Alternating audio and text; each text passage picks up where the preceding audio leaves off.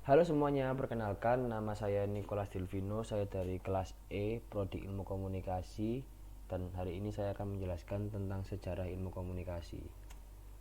Yang pertama saya akan membahas tentang pengertian komunikasi. Komunikasi adalah suatu proses penyampaian informasi berupa pesan, ide atau gagasan dari satu pihak ke pihak yang lain.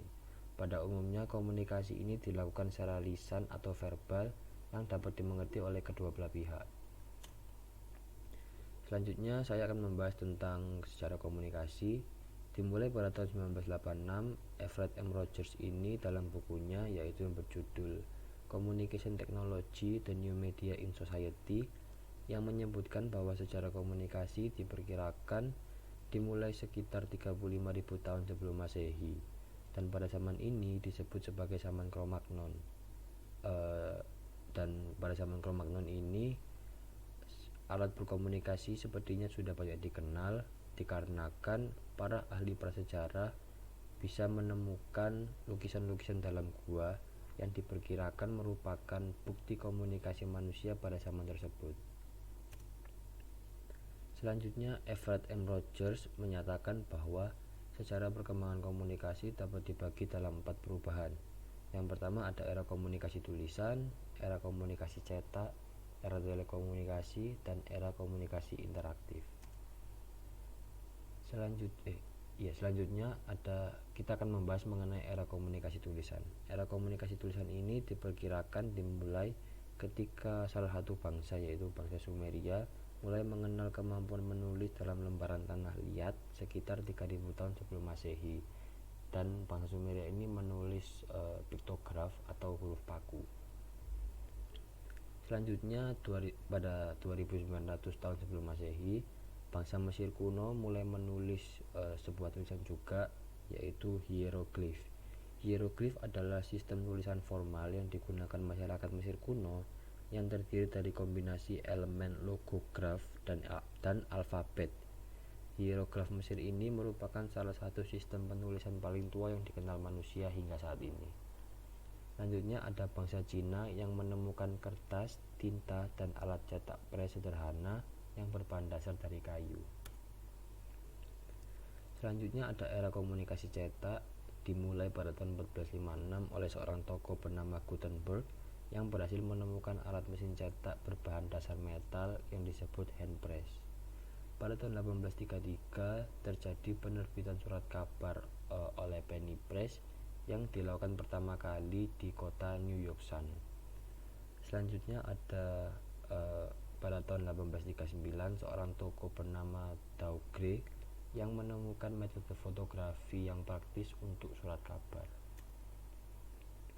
Selanjutnya ada era telekomunikasi. Bisa kita lihat pada gambar pertama ada gambar sebuah alat yaitu telegraf yang ditemukan oleh seorang penemu bernama Samuel Morse, dan pada tahun 1844 Samuel Morse ini menggunakan alat telegraf tersebut untuk mengirimkan pesan untuk pertama kalinya. Yang selanjutnya ada gambar Lumiere Brothers. Lumiere Brothers ini adalah seorang kakak beradik asal Prancis yang menciptakan kamera sekaligus proyektor bernama sinematograph dan menjadi cikal bakal pembuatan film pertama di dunia. Penemuan itu diluncurkan ke publik pada Maret 1895. Selanjutnya ada vacuum tube. Vacuum tube ini merupakan alat yang menunjang perkembangan teknologi, terutama teknologi radio, dan ditemukan oleh Lee De Forest pada 1912. Selanjutnya ada foto stasiun radio KDKE yang bertempat di Pittsburgh, Pennsylvania, Amerika Serikat. Stasiun radio KDKE ini merupakan stasiun radio pertama yang berhasil melakukan siaran radio pertama kali di dunia. Selanjutnya ada TV komersial. TV komersial ini merupakan TV komersial pertama yang dijual oleh Baird di Britania Raya pada tahun 1928. Ya, jadi ini adalah secuplik gambaran mengenai bentuk TV komersial pada masa tersebut. Selanjutnya kita akan membahas tentang era komunikasi interaktif. Era komunikasi interaktif ini dimulai tahun 1946 atas penemuan cikal bakal komputer yang disebut ENIAC atau Electronic Numerical Integrator and Computer di Amerika Serikat. Sekilas cerita mengenai ENIAC ini merupakan salah satu komputer yang terdiri dari berbagai komponen yang bisa dibilang komponen-komponennya tercanggih lah pada masa era komunikasi interaktif ini. Selanjutnya pada tahun 1975 terjadi penemuan personal komputer atau biasa dikenal dengan bahasa PC. Lalu pada tahun 1990 untuk pertama kalinya ditemukan World Wide Web atau WWW yang menunjang perubahan di bidang media dan telekomunikasi. Selanjutnya kita akan membahas mengenai perkembangan ilmu komunikasi. Bisa dibagi menjadi 4 periode. Yang pertama periode tradisi retorika, periode pertumbuhan, periode konsolidasi, dan periode teknologi komunikasi. Yang pertama kita membahas tentang tradisi retorika. Retorika ini memiliki arti menurut Aristoteles, yaitu sistem yang menunjukkan kepada segala upaya yang bertujuan untuk persuasi. Lalu Aristoteles ini menyatakan bahwa retorika mencakup 3 unsur, yakni ethos yang berarti kredibilitas sumber, pathos yang berarti hal yang menyangkut emosi atau perasaan, dan logos yang berarti hal yang menyangkut fakta. Lalu pokok-pokok pikiran Aristoteles tersebut dikembangkan kembali oleh Cicero dan Quintilian yang mencakup 5 unsur.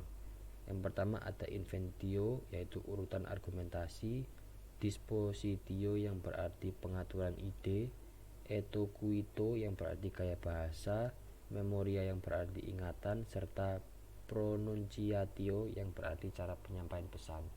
Dan prinsip retorika tersebut menjadi dasar bagi bidang-bidang kajian komunikasi. Selanjutnya ada periode pertumbuhan. Periode pertumbuhan ini berlangsung pada tahun 1900-an hingga berjalannya Perang Dunia Kedua. Dan pada periode ini penemuan-penemuan teknologi komunikasi seperti televisi, radio, dan semacamnya itu semakin berkembang dengan pesat. Selanjutnya ada periode konsolidasi.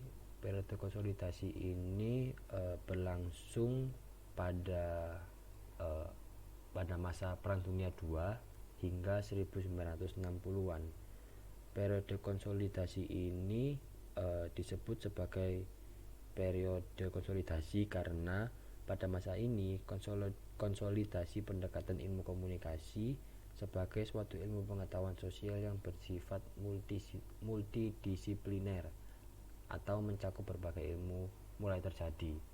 Dan kristalisasi ilmu komunikasi ini ditandai oleh 3 hal, yaitu adopsi perbendaharaan istilah-istilah yang dipakai secara seragam, lalu munculnya buku-buku yang membahas tentang pengertian dan proses komunikasi, dan adanya konsep-konsep baku tentang dasar-dasar proses komunikasi.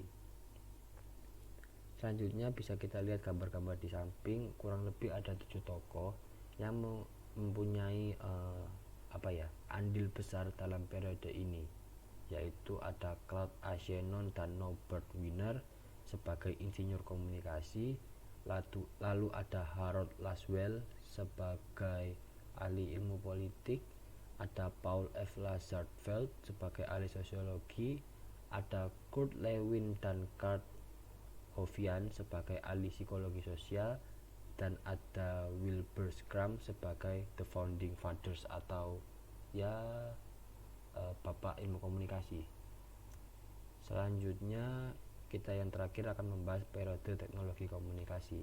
Periode ini disebut sebagai periode teknologi komunikasi dan informasi yang ditandai oleh 5 faktor. Yang pertama ada kemajuan teknologi komunikasi dan informasi seperti komputer, VCR, TV kabel, parabola, video home komputer, dan lain sebagainya. Selanjutnya ada tumbuhnya industri media yang tidak hanya bersifat nasional tapi juga global. Yang ketiga ada ketergantungan terhadap situasi ekonomi dan politik global, khususnya dalam konteks center, periperi, atau pusat. Yang keempat, ada semakin gencarnya kegiatan pembangunan ekonomi di seluruh negara. Dan yang terakhir, semakin meluasnya proses demokrasi, liberalisasi ekonomi dan politik di seluruh negara. Oke, sekian dari saya untuk pemaparan materi pada hari ini. Kurang lebihnya saya mohon maaf. Sekian dari saya, terima kasih.